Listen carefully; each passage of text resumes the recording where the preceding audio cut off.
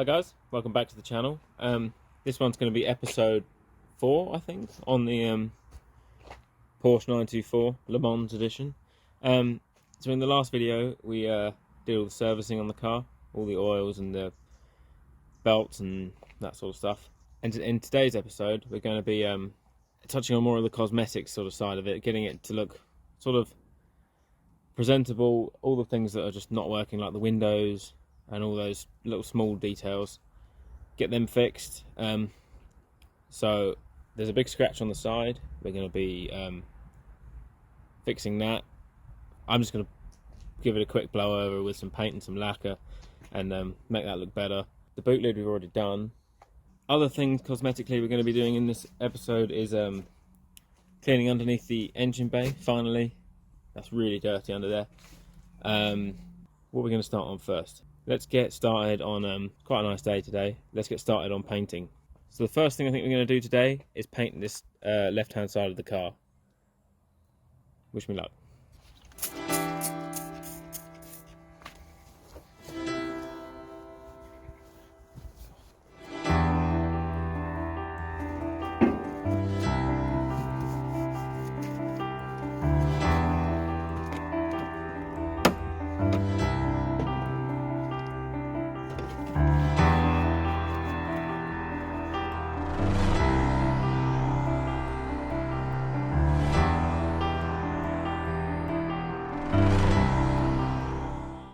Alright, so I've just sanded this smooth, nice and smooth here.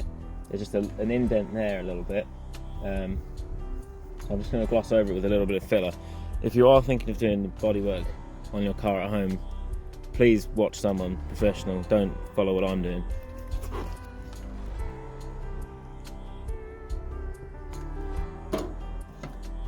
So the ratio of body filler to hardener is normally a golf ball of filler to like a pea size of hardener, but if you want it to go off quicker, you put more hardener in basically, and you want it to go off slower, you put less. But if you put too little in, then it's never going to go off, and then you'll be soft forever. I want this to go off pretty quick, so I'm going to just put quite a lot in.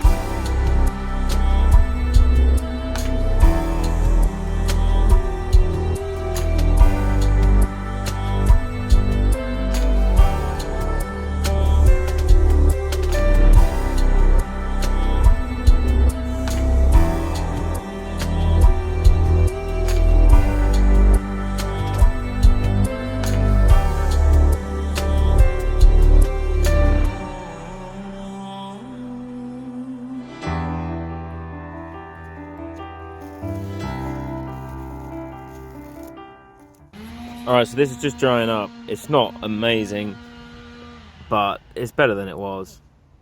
It looks okay. There's a couple runs in it, there's flies all over it. You can't really see it on the camera, but this is slightly creamier, this wing. It's better than having a big dent in it, but still it's quite irritating. But yeah, the lacquer looks like it's come out okay. It's not perfect, but it'll do. Alright, so I've just gone to pop this light up, and it only went up halfway and it's wobbling about quite a lot. Just taking it all apart, and see this sort of hinge that sort of swivels on. This side's fine, that side is completely broken. That sort of goes like that, and that goes on there. That's completely snapped off. Alright, so I've just cut out a just a piece of metal, the same shape as this, like that. Just tapping some holes in it, and I'm going to weld a bolt. I haven't found the bolt yet, but I'm going to weld a bolt onto the end of there like that. Hopefully it should do a similar job. I would weld this up, but this doesn't look like weldable metal to me. It's all cracked and oxidized. Doesn't look good. That's going to replace that, basically.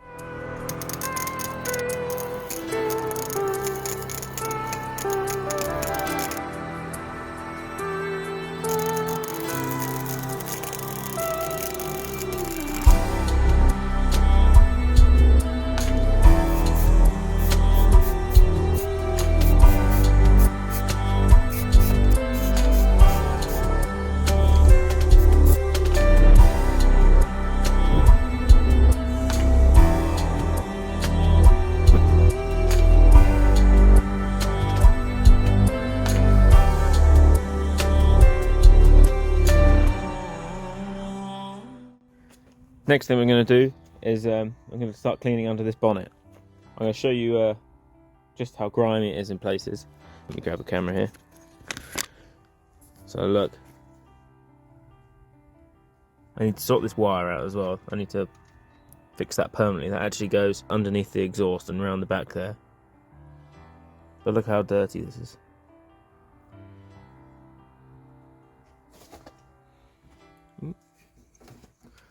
Bet that was important.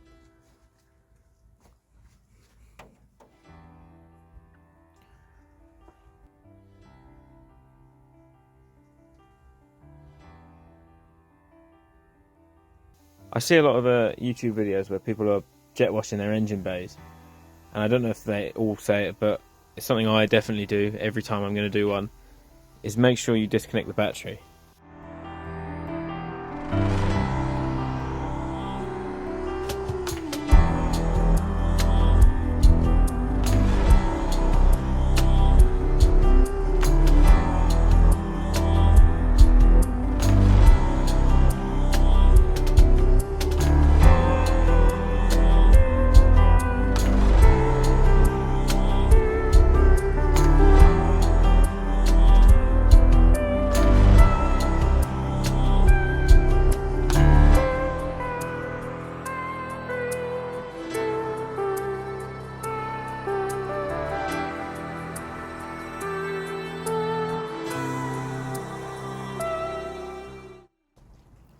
Alright, so it's been about a week since I was filming for this video.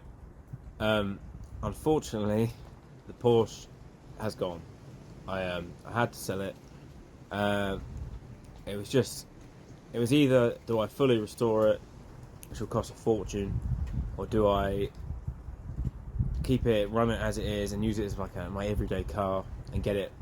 To be honest, at the end of when I sold it, it was running quite well, and I was actually driving it around pretty much every day, because the MX-5, one of the brakes got stuck on, so there was like 2 weeks or so where I had to drive the Porsche every day, and I drove it every day, and to be honest, it was actually okay. The only issue was the hot start issue, which a lot of them have. Apart from that, it was actually working quite well. I just thought, I've got too many cars, the MX-5 is doing me good, all I need to do is buy a new caliper for it, which if you watch the video, I just unseized one of them, but yeah, eventually it seized up again, so I just had to replace one of those. Whilst I'm talking about the brakes and stuff on this MX-5, I'll give you a quick update on it. I drove this to the other end of the country, all the way about, well, we stopped off a few, so it was about 1,000 miles each way, to the top of Scotland, and all around Scotland and then back, and I did it was about 2,000 miles in total, the whole journey. I was going to film it to see if, you can take a 300-pound car and drive it 2,000 miles, but I just had a feeling if I filmed it, something would go wrong. But yeah, it did it perfectly. Didn't miss a beat.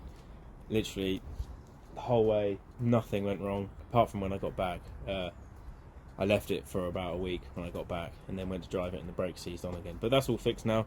I'm really enjoying this, driving it every day. I might put it up for sale at some point. So we've got rid of it, sold it. Didn't really make any money on it, but it was a fun thing to own. I probably just got my money back on it, but it was a fun thing to own. I've had a lot of 944s. I've never had a 924, so it's a good thing to learn. I learned a lot about them, which I learned not to buy another one. No, I'm joking. It was good. So we're going to be buying some more projects. We're going to be working a lot on the Spitfire in there. Got ourselves a new welder. There's the gas bottle for it. The welder's in there. So sorry it's taken so long to get videos on the Spitfire. My welder packed up, and basically I sold the Porsche and used some of the money from the Porsche to buy a new welder so I can crack on with that. And yeah, so we're going to be cracking on with a lot more projects. Hopefully quick turnover projects, silly little things, and this Spitfire is a long-term sort of project.